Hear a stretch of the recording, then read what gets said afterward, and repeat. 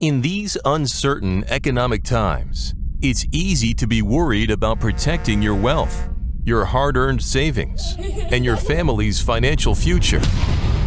Plunging interest rates, the devaluating dollar, and political unrest constantly threaten what you have worked hard to earn and all that you own.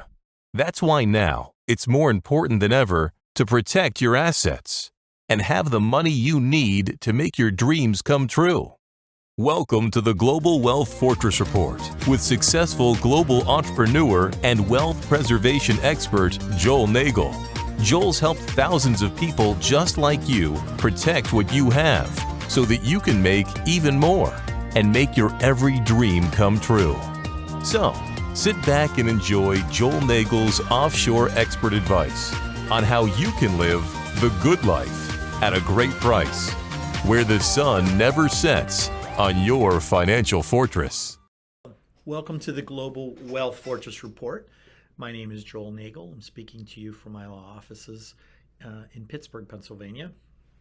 We've been talking a little bit about trusts. We started with the general concept of building a global wealth fortress and all of the steps necessary. We started with the trust. I think that's an excellent starting point because it's been around for over 1,000 years, and it's really considered by most legal experts to be the best way to protect, preserve, and pass on your wealth.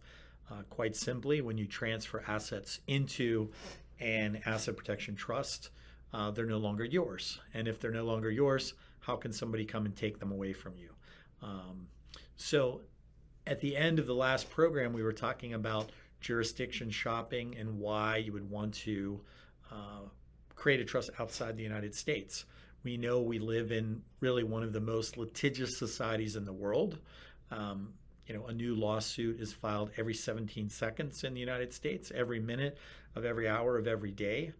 You've all read about the nuisance lawsuits that are out there. We know that certain professions like doctors are disproportionately affected, but all industries. I mean, you remember the story about the woman who spilled hot coffee in a McDonald's drive-thru and was able to seek and receive, some pretty substantial awards. So jurisdiction shopping for trusts is really about selecting the jurisdictions that are most protective, that will give you the most flexibility to accomplish your goals and objectives.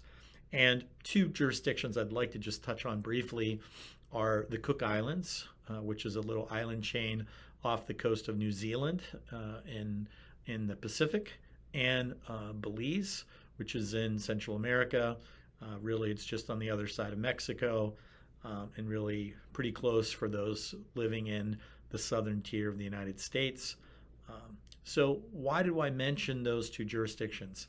They're both English common law jurisdictions, part of the Commonwealth.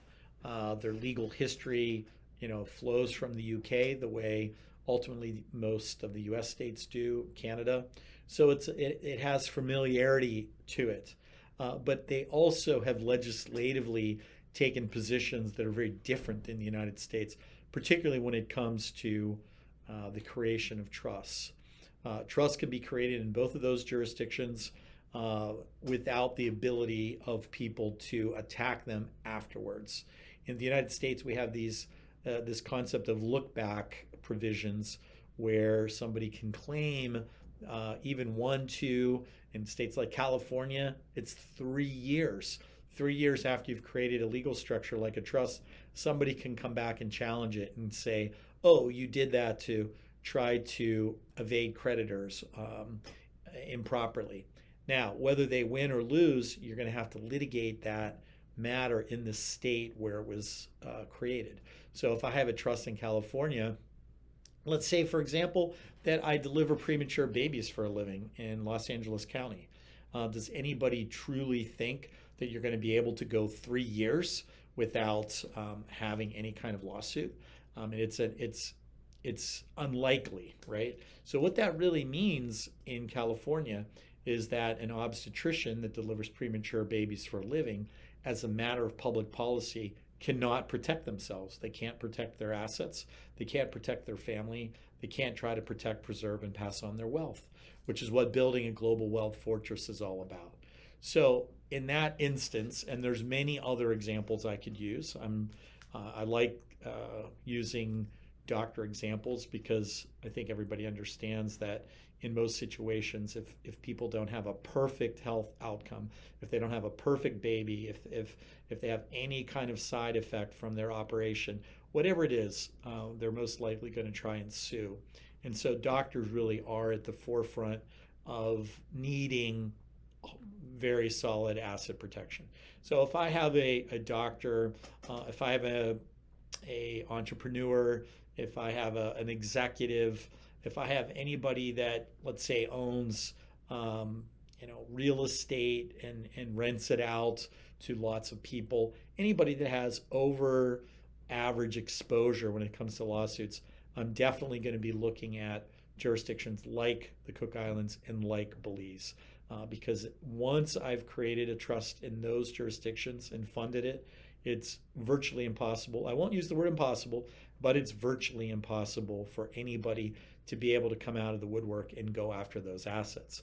Whereas in the US, I've spoken with many plaintiffs' lawyers, and they gleefully tell me how they're able easily to pierce corporate structures, to pierce trust structures, and to get after assets. So if you're really trying to protect and preserve and pass on your wealth, we want to create the right structure, and we want to create the right structure in the right jurisdiction.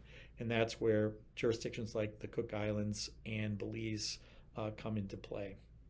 All right, I've really enjoyed talking about trust the last couple of episodes, and we're certainly going to circle back to trusts again as platforms for investment and for lots of other reasons. We're going to talk about other jurisdictions. But for the next few days, I'm going to take a little bit of a detour.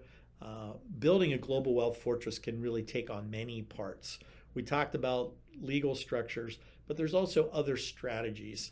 And one of the strategies that's become very popular in the last 5 or 10 years, and even more so in the last 6 months, where we've had these global lockdowns and it's become difficult for people to travel from one jurisdiction to another, is the concept of having second residencies, second passports, to be able to have options and choices. And so tomorrow I'm going to be traveling with my 2 young daughters. I don't know exactly how this is going to play out because it seems like the rules and regulations are changing on a minute by minute and day by day basis. But we are en route to Europe. Our first stop is the Azores Islands in Portugal.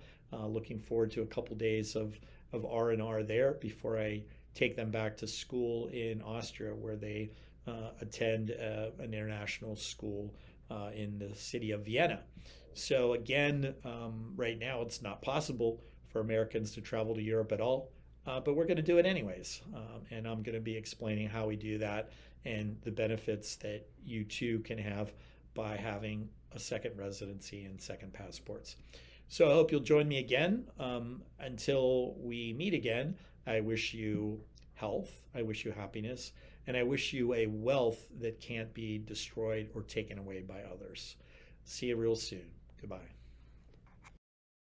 Thanks for joining Joel Nagel and the Global Wealth Fortress Report, a whole new approach to asset protection and estate planning, so that now you can live the good life at a great price, where the sun never sets on your financial fortress.